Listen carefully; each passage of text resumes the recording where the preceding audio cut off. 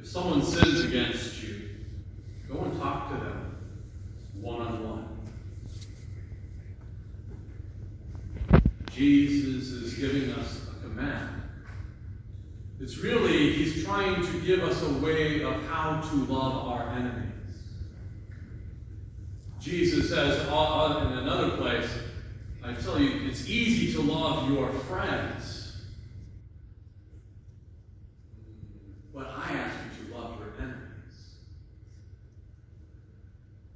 Someone who just sinned against you, who hurt you, and it may have been hurting you in a very direct way. To take that anger, it's okay to be angry, but don't make it into another sin. Make sure it's love.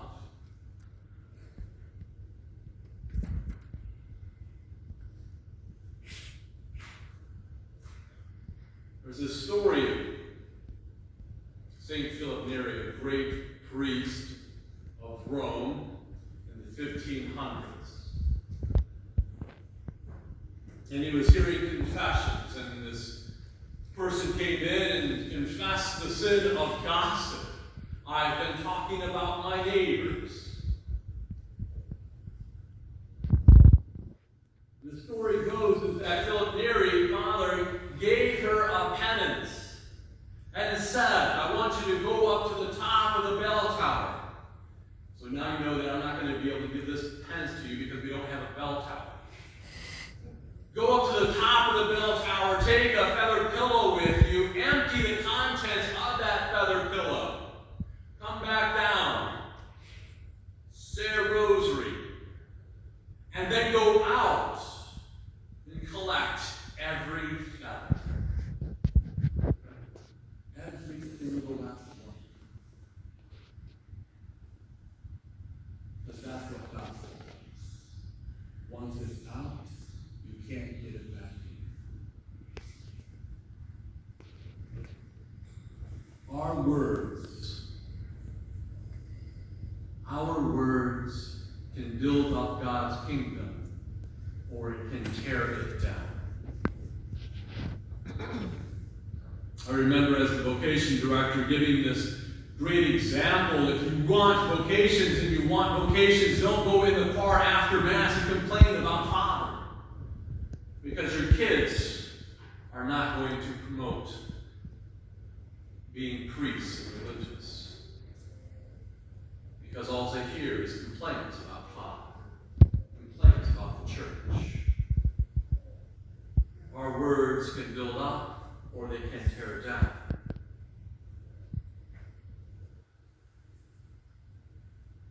St. Thomas Aquinas gave us some definitions of sins about what this really truly means and how it happens, just to give us some terms to use. Our words can build up or tear down. So someone sins against you. And so they're right there in front of you, but with a crowd, and you start reviling against them, dishonoring them, and usually it's right there in their face, and it's done in anger, and you're spouting it out in anger, and you're calling them names, reviling them right then and there. So everyone can hear. That's still a sin. Then there's this backbiting, or what we really talk about today is talking behind someone's back. And there's two kind of subcategories of talking about people behind their back. The first one is calumny, telling lies about someone. Have you heard? And then just talk whatever you want to say about that person. Or detraction. Well, it's the truth, and you tell it, but other people don't need to hear the sins of another person. Someone sins against you, and you have to 10 other friends. That's detraction. Even though it's true, it shouldn't be shared. because you could be hurting them, hurting their reputation.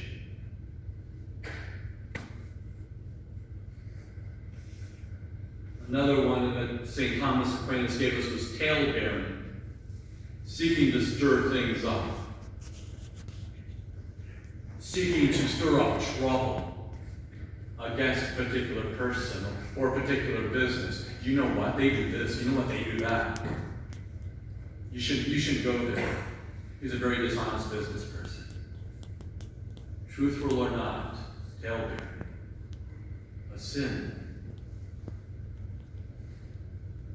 Derision, making fun of somebody. It's that comedian who likes to make fun of people, who likes to mock people, mock their mannerisms, mock their physical traits, whatever it might be.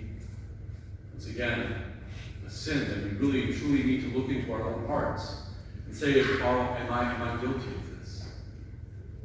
And then the last one that St. Thomas Aquinas gives us is cursing. Speaking that they hope that they have evil against them.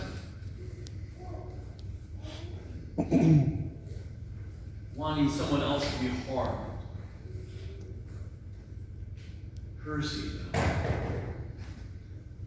These are all sins, and really I'm not trying to just try and point fingers at everybody, but really I always deeply look into my own heart. And that's what I want you to do as well. Look deeply into your heart and see if, are we with our words, are we building up God's kingdom, or are we tearing it down? Are we building up our family members? Are we building up our co-workers? Are we building up our parish? Are we building up our neighborhoods and our communities? Or are we tearing them down? This political season is just 2 months away from the election. You see that all these great commercials. And I'm sorry to say, but both political parties are guilty of tearing down instead of building up.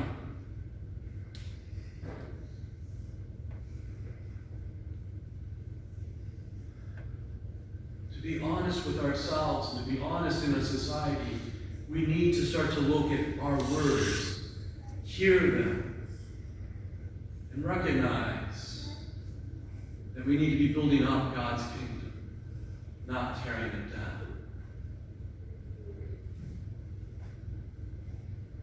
There's many ways that the enemy tries to divide us, to get us to fall into these different sins. Once again, I'm guilty. I've fallen for it. And if it's been against you, I apologize. And I know I'll never be able to get all those words back into my feathered pillow. If someone sins against you, go and talk to them yourself, one-on-one. Don't spread the gossip. It's okay to be angry, but take that anger with love and deal with it in love. Jesus gives us the formula on how to deal with this.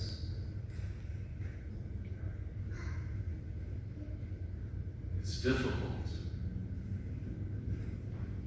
It's hard.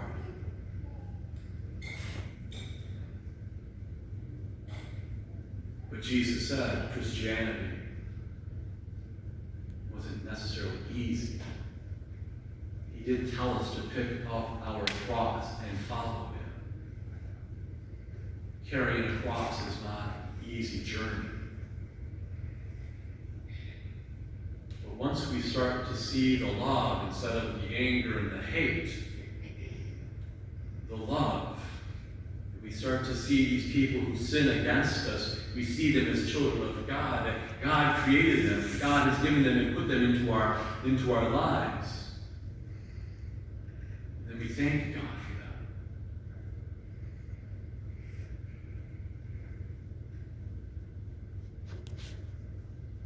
Let us say a prayer in our hearts today. We come up to receive the Blessed Sacrament. We come up to receive the body, blood, soul, and divinity of Christ. Lord, give me the strength. Protect my tongue, protect my mouth. You place the Eucharist into your mouth. Protect me, Lord, from the sins of my words. Let me build up the kingdom with my words and not tear it down. Oh Lord, only you can give me that strength.